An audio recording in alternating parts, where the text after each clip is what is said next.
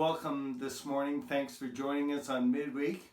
This morning we have for you an interview that we're doing with a person that you will recognize. You've seen her face around IBC for the last 8 years. You've seen her in multiple roles. And this week she'll be joining us, Pastor Joyce de Geer Vanderspeck. And today we're super privileged to have with us Scott McKeag, who is going to be on Midweek for the first time. And we're super glad to have both you guys with us. So thanks for joining us. Thanks, Stephen. So I've been here in Oxford for about 3 years now, coming from KW. Actually live in Innerkip. And what we've signed up to do this year is bring what's called the Coldest Night of the Year walk to Oxford County. That walk is a fundraiser all across Canada in over 150 cities, and it raises money for shelters and for other social services that are related to homelessness and poverty alleviation. So there hasn't been one in Oxford County prior to this year, and so we're going to start that up. And we've actually been already running the event for just since the beginning of December. So there's been quite a bit of fundraising already done and quite a bit of community involvement. And we're just looking to push on to see how much money we can raise and how much awareness we can raise before February 20th, which is when the fundraiser ends. That's really great. It's great to have a person just new to the community dive right in. So Scott, thanks so much for doing that. Now Joyce, you've been around for a while, and you've been in different roles in the downtown. Can you just give us a brief update? Maybe a brief recap of what the last 8 years have looked like for you.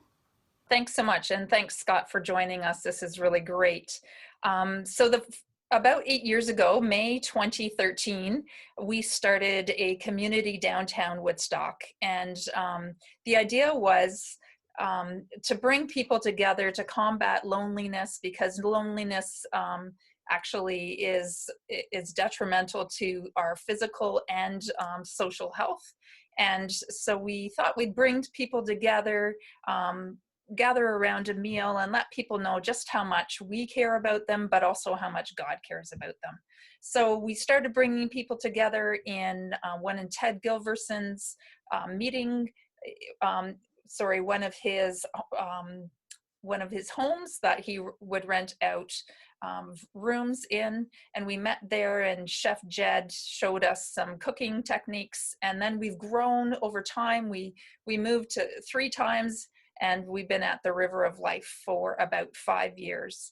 And you guys know about that great community and how we've had to adapt from meeting together and having community and sharing devotions and prayer requests with each other, and really investing in each other's lives, and to what we're doing during COVID, which is physically distant and having meals, but still trying to connect with people and let them know that we care about them. So Scott, as a newcomer to the community 3 years ago, you obviously saw a need, something that tugged at your heart, and you decided to get involved with Coldest Night of the Year. Can you tell us a little bit about what that charity is and how it is going to directly raise money and impact Oxford County and Woodstock in particular? When I moved here, I guess I was a little surprised at the amount of size of the homeless population. I don't know if that's my own bias, I guess, but coming from a larger city to a smaller one, I guess I was a little surprised to see the number of people out on the street. And then since moving here, surprised to see that number growing significantly, especially through COVID. So I'm just trying to do my part, and there's quite a few other people that are volunteering with us that are helping as well. All originally the walk would be an actual walk with everyone that signed up involved together and walking together. However, this year, due to lockdown, that isn't going to happen, but we're encouraging people to do fundraising and walk on their own or with their families. They're 2 or 5 kilometers, and that money that they fundraise through their family, friends, coworkers, etc., will stay right here and benefit the Inn of Oxford, which is Oxford's only emergency shelter. Yeah, it's good for people to know that their money and their fundraising is staying right here locally with us. Oh, absolutely. That's one of the questions that I receive, and I'm sure that you've received in the past as well, Scott, is that any funds that we raise in this community, people want to know that their donations are going to the fun stuff in this community. Yeah, that's correct, and that's what we're doing. And Operation Sharing, who run the inn, are the ones who will be receiving that check at the end of our fundraiser and determining through their board of directors how to spend that money most wisely. That is fantastic news. Pastor Joyce, we've had at IPC some interaction and a relationship with Operation Sharing. What can you tell us about that relationship, and maybe specifically to do with the Inn at Oxford as well? We know that our ministry downtown Woodstock impacts people, but we also know there's so many other needs. And Operation Sharing does a great job providing for so many needs. They're a great parachurch organization. They have Christian faith base, and they reach out across denominations, and they're funded by multiple churches, and they work to engage in social welfare and evangelism. Their mission, we wanted to have Michaela to talk about what she does at the inn, but she said she provided me with their mission statement. And it's their mission is to provide a warm, welcoming, safe place where guests can eat and sleep and gain access to services and supports in achieving self-sufficiency. So many of the folks who would come to dinners, they also have struggled with homelessness or being evicted or dramatically increasing rent. And when they've been evicted from their place, they can't find anything within their price range.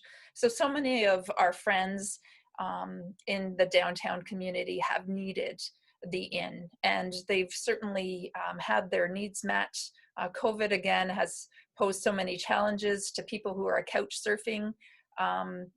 So people who are staying with friends and because of COVID restrictions haven't been able to stay there, and just so many challenges. So you can imagine that this money for in out of the inn is really needed. And greatly impacts so many of the people that we've grown to have relationship with. I'm sure that folks watching this video will be moved. We're hoping and praying that they will be moved to want to help out. What can you tell us about how people can get involved with Coldest Night of the Year? Where can they find information on that, and how can they donate? Yeah, of course. The best way that I can suggest to be involved is to sign up. We'll provide the website link below. I believe it's cnoy.org. So it's pretty simple. You just want to make sure that you search for the city of Woodstock to make sure that you're signing up in the right location. But we're looking for people to sign up as team captains. Stephen, I think you've already actually taken the steps of doing that. So that's great. And with that, once you signed up with a team, then the idea is to fill the team with people, whether it's family, friends, coworkers, other church members, etc. And then each one of those team members is asked to do a little fundraising. So we don't have a minimum.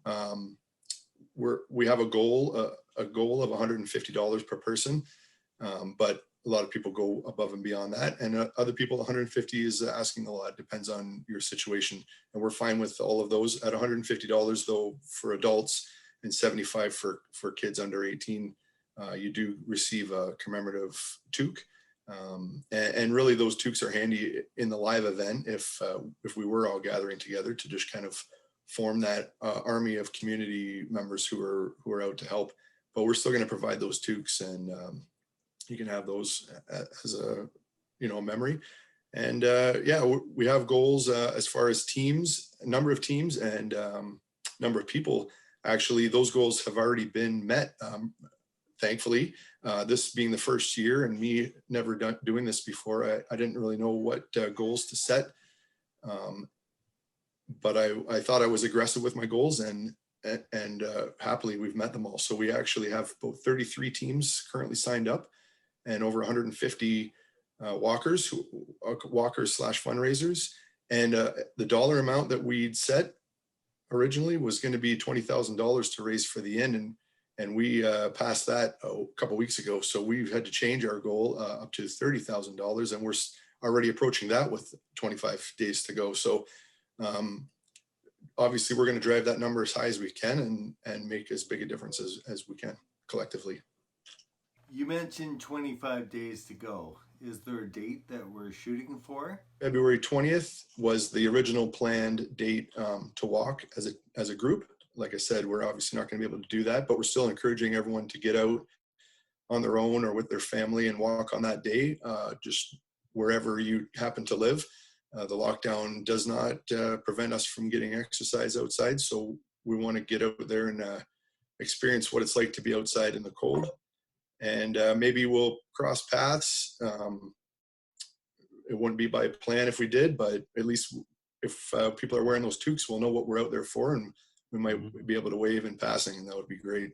Over the last number of years, Interkip Presbyterian Church has been really involved in the downtown work under the leadership of Pastor Joyce, and folks like Scott make us really proud, as well as getting very involved and giving leadership and example to those coming in behind, to those wanting to get involved in their community as well. So thanks so much, guys, for what you do in our town. It's a full community of everyone working together. So, appreciate the work that everyone's doing. And this event is big right now, but it's a drop in the bucket compared to the people that work tirelessly year-round at this. And we're hoping to have a friendly competition between Pastor Steve and Pastor Joyce. I don't know, competition motivates me, and in January I need to be motivated. So I hope some of you will contact me and join my team, or donate to the IPC community team, and I will be your team captain, and we're going to lovingly beat Steve's team.